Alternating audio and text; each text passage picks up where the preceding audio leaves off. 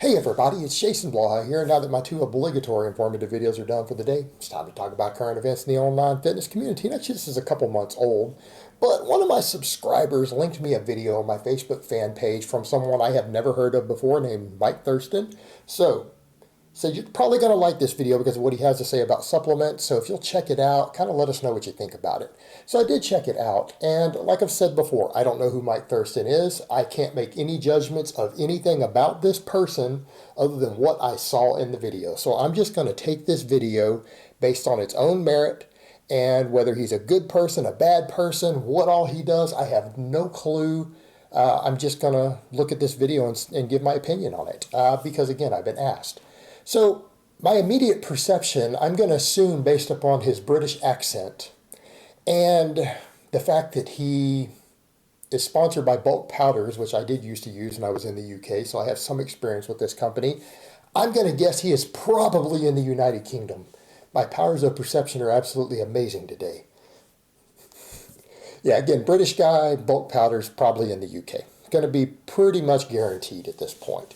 That's where he's at. So he appears to be probably a British bodybuilder. Now, you guys know how I feel about bodybuilding. I generally agreed with 90% of what he said in this video. Felt like it was very scientifically based. I feel like he actually has a good grasp of it, isn't trying to sell you guys supplements. So even though he appears to be a bodybuilder, doing stuff that you guys know that me as a strength athlete is going to make me be horrified. All this super slow, really lightweight back work with straps. And I mean, using like girly weights.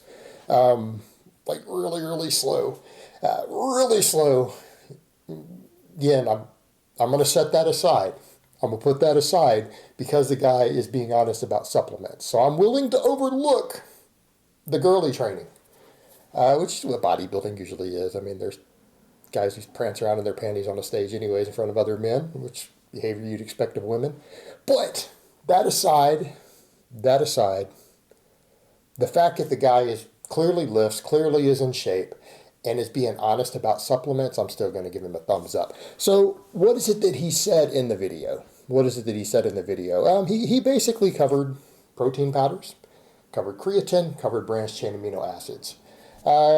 Only thing I'm going to disagree with is a little bit of the things he said about the protein, and it's only about the vegan proteins. And I think he said he missed a certain point with it, and that's bioavailability. Now, what he said there is that you don't need protein powders. Look, if you're getting enough protein in your diet, you're not going to get any benefit from taking them, right? They're just another source of protein. He's absolutely right. He said that he's had periods of time where he went off of protein and didn't lose any muscle, didn't see any real difference, but they're more of a convenience thing. He's right there. He did point out that the data shows that mostly there's not a lot of difference between them, but whey protein seems to be slightly better in some studies. Again, also true in terms of bioavailability, quality, all of that stuff. The thing he did point out, though, is that he said, because of his lactose intolerance, he can't always do whey, which, again, also understandable. People who have milk problem, that's going to be an issue. So he tends to do either the vegan ones or the beef isolate. The problem we run into with the vegan ones, he pointed out that you do need to be aware of total amino acid content. And like bulk powders, they tend to mix a few different ones so you get a diversity. But what you have to remember, it isn't just total protein content. If you go look at the data on it, and I mean, Lyle McDonald's written extensively on this, on the research, you have a lower bioavailability. In other words, you can't absorb 100% of the protein. So even if you have 100 grams of what appears to be a high quality protein in terms of the amino acid profile with vegetable proteins, you're probably only going to absorb about 50 or 60% of it. So realistically, that 100 grams of protein from vegan sources is most likely closer to 50 or 60. Now, once they're in your bloodstream and you have all the amino acids, it doesn't really matter. It doesn't matter at that point where it came from. And that's a point I do want to stress. That your body doesn't care at that point. It is an issue of absorption. And you cannot fully absorb every single gram the same way of vegetable proteins that you can animal source. There's a reason animal source proteins are preferred for building muscle in athletes and everything else. And again, that's another reason I don't bother to cater to vegans. They're too much hassle to help and deal with. I got better things to do with my time. So, but he is right about looking at the total amino acid profile. He is right that you don't need necessarily protein powders. There can be basically just a supplement to your diet if you're struggling to get enough from your food. Not personally a problem I have. Again, 200-300 grams of protein a day, I have no trouble eating whatsoever, even at maintenance calories. Not really a problem, just from whole foods. But they're a convenience factor. Now, he did answer the question of how much do you need in one go? And he pointed out, like 20 grams of whey protein has been shown to give you full muscle protein synthesis. And that's not true. That's only true if you train like a bodybuilder, meaning you don't do a lot. Bodybuilders train individual body parts, and so yeah, when people are doing body part type splits, they did see maximum muscle protein synthesis, following training from 20 grams. And people who train their entire body, like most athletes do, like people like me, like most of my followers do, it's actually like 40 grams was found to be needed. You actually got a higher muscle protein synthesis by going as many as 40 grams of protein in your first meal.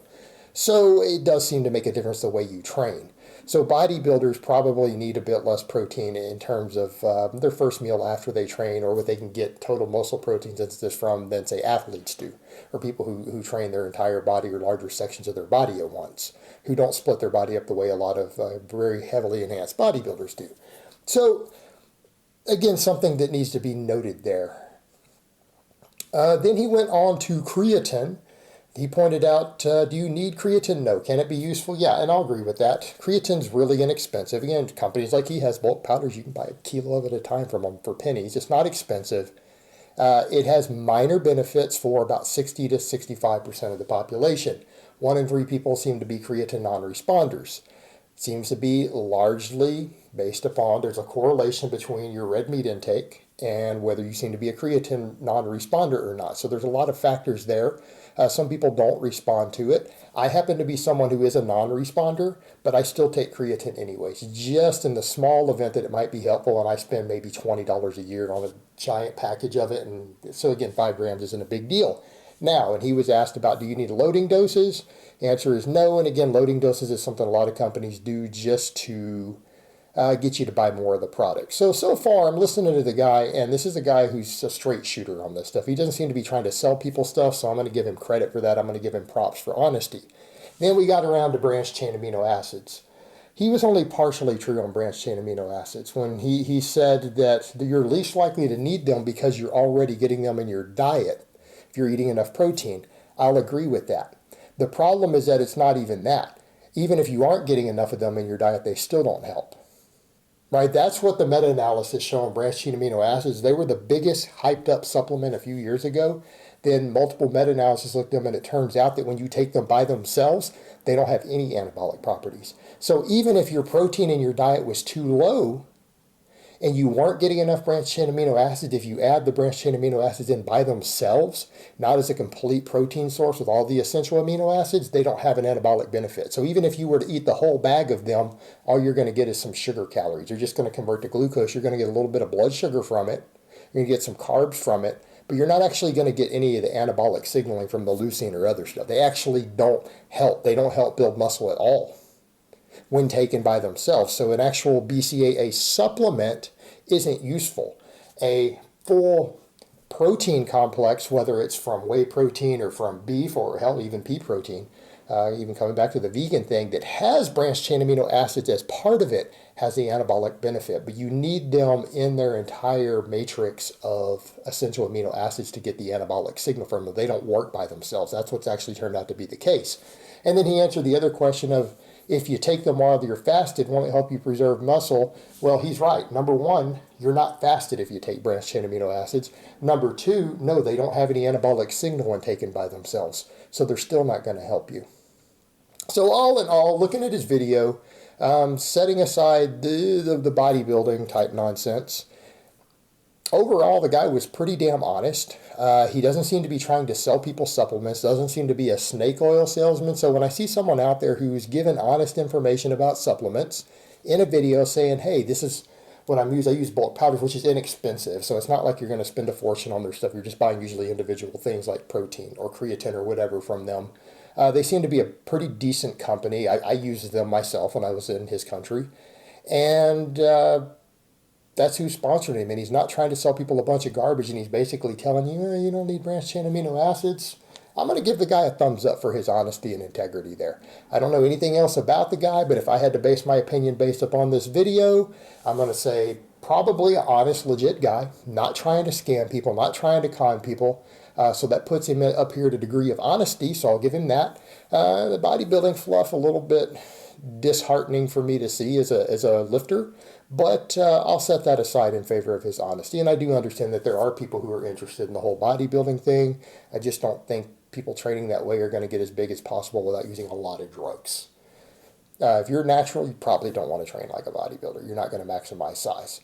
All right, guys, but that's really all I have to say on that today. I hope it's been informative, and I will talk to you guys next time.